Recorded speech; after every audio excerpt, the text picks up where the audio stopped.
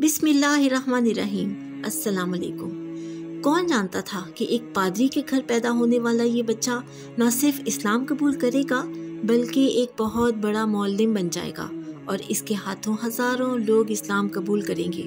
ये कहानी शुरू होती है उस वक्त से जब वो सिर्फ 12-13 साल का था। उसका ताल्लुक अमेरिका के एक शहर शिकागो से था।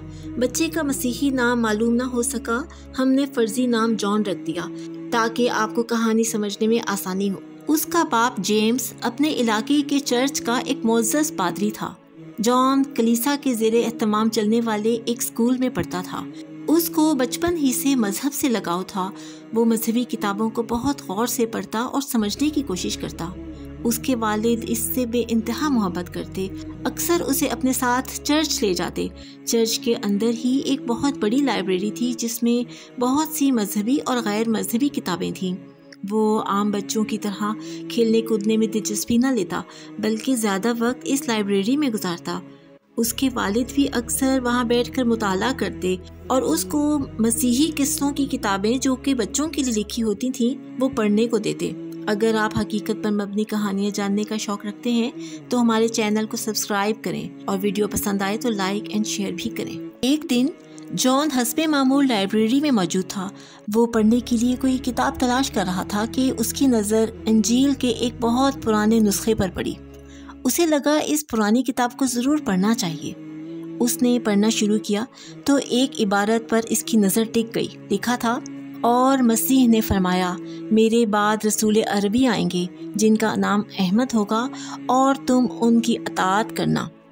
ये पढ़कर वो चौंक गया। उसको कुछ ख़ास समझ न आया। अपने वालिद से पूछने लगा, ये रसूल अरबी कौन हैं जिनका जिक्र यसू मसीह भी कर रहे हैं? क्या वो आ चुके हैं या अभी तक उनका इंतज़ार किया जा रहा है? इस सवाल पर वालिद गुस्से से बोले, ये तुम्हें रसूल अरबी के बारे में किसने बताया? उसने कहा, लाइब्रेरी में रखी एक पुरानी किताब में पढ़ा है। तो वालिद ने सख्त अंदाज में कहा, आइंदा अपनी मर्जी से कोई किताब ना पढ़ना। ये सब झूठ है। यसू मसीह पर बहतान है। यसू मसीह ने ऐसी कोई बात नहीं की। इसने जवाब में कहा, ये कैसे हो सकता है? ये तो अंजील मुकद्दस में लिखा है। इस पर वालिद ने कहा, तुम अभी छोटे हो, इस बात को नहीं समझ सकते। और साथ ही धमकी आमेज लहजे में कहा, ये बात किसी के सामने मत करना वरना मैं तुम्हें सख्त से सख्त सजा दूंगा। वो पुरानी किताब दरअसल अंजील का असल नुस्खा था जो सदियों बाद दरियाफ्त हुआ था, लेकिन ईसाई पादरी इसमें मौजूद बहुत सी बातों को अवाम से छुपाते हैं। वालिद की डांट डपट और धमकियों से जॉन के दिल में शक पैदा हो गया कि इसमें ज़रूर कोई राज है जो मेरे वालिद मुझसे छुपा रहे हैं, और ठान लिया कि मैं ये राज मालूम करके रहूँगा और रसूल अरबी के बारे में जानने की कोशिश करूँगा। एक दिन वो एक अरबी रेस्टोरेंट में चला गया। वहाँ के ओनर से पूछने लगा, क्या आप मुझे रसूल अरबी के बारे में बता सकते हैं? वो ओनर कुछ हैरान हुआ और फिर एक मस्जिद का पता बताया कि वहाँ के इमाम साहब आपको बेहतर मालूमात देंगे। जॉन इस मस्जिद में चला गया और बुलंद आवाज़ में कहा, क्या यहाँ पर कोई अरबी शख्स है जो मुझे रसूल अरबी के बारे में बताए? ये सुनकर एक शख्स आगे बढ़ा, इसे मोहब्बत से पास बिठाया और कहा, तुम रसूल अरबी के बारे में क्या जानना चाहते हो? इस पर जॉन ने बताया, मैंने एक बहुत पुरानी इंजील में पढ़ा है कि यसू मसीह ने फरमाया, मेरे बाद एक रसूल आएंगे। बस यही जानना चाहता हूँ कि क्या ये बात दुरुस्त है? तुमने जो पढ़ा है वो बिल्कुल दुरुस्त है। उस आदमी ने जवाब दिया, वो तशरीफ़ ला चुके हैं। इनका नाम अहमद है और मोहम्मद है। हम इन पर ईमान ला चुके हैं। इन पर नाजिल होने वाली किताब कुरान पाक है और कुरान पाक में भी वही कुछ है जो तुमने इंजील में पढ़ा है। और फिर वो आदमी कुरान पाक ले आया और वो आयत पढ़ के सुनाई जो कि इंजील की इस इबारत से मिलती जुलती थी। इस पर जॉन कहने लगा, मैं भी रसूल अरबी पर ईमान लाना चाहता हूँ, क्या मैं ला सकता हूँ? इमाम साहब ने कहा, हाँ, ये तो बहुत आसान है। और फिर उसको कलमा पढ़वा दिया और इसका तर्जुमा भी समझा दिया और इसका इस्लामी नाम मोहम्मद रख दिया। कलमा पढ़ते ही मोहम्मद के अंदर एक अनजानी खुशी की लहर दौड़ गई। इसी खुशी में वो अपने घर की जानिब दौड़ा और सबसे पहले ये खबर अपने वालिद को सुनाई। इसके वालिद पर तो जैसे बिजली ही गिर गई।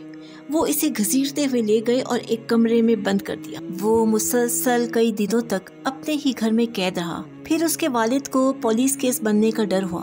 اسے رہا کر دیا۔ وہ دوبارہ سے اسکول جانے لگا اور پھر اسکول کے بچوں کو رسول عربی محمد صلی اللہ علیہ وآلہ وسلم کے بارے میں بتانے لگا۔ اس پر اسے اسکول سے نکال دیا گیا اور پھر اس کے والد نے تنگ آ کر اسے اس کے دادا کے پاس تنزانیہ بھجوا دیا۔ پہلے تو دادا نے محبت سے سمجھانے کی کوشش کی، لیکن اب وہ کہاں ماننے والا تھا۔ تنزانیہ میں بہت سے مسلمان تھے۔ محمد ان سے ملنے جلنے لگا اور اسلام کے متعلق مزید معلومات حاصل کرتا۔ اب دادا اس پر تشدد بھی کرنے لگے۔ جب انہیں یقین ہو گیا کہ اب یہ ماننے والا نہیں، پھر اس کے والد سے مشورہ کر کے اسے زہر دے دیا۔ اس کی طبیعت خراب ہو گئی اور اس نے قے کر دی۔ اس سے زہر کا اثر جاتا رہا۔ وہاں کے مسلمان اس کی مدد کے لیے آئے، اسے ہسپتال داخل کروا دیا اور اللہ کی مدد سے اس کی جان بچ گئی، کیونکہ اللہ نے اس بچے سے بہت بڑے کام لینے تھے۔ والد اور دادا نے شرمندگی سے بچنے کے لیے اس سے کوئی رابطہ نہیں کیا۔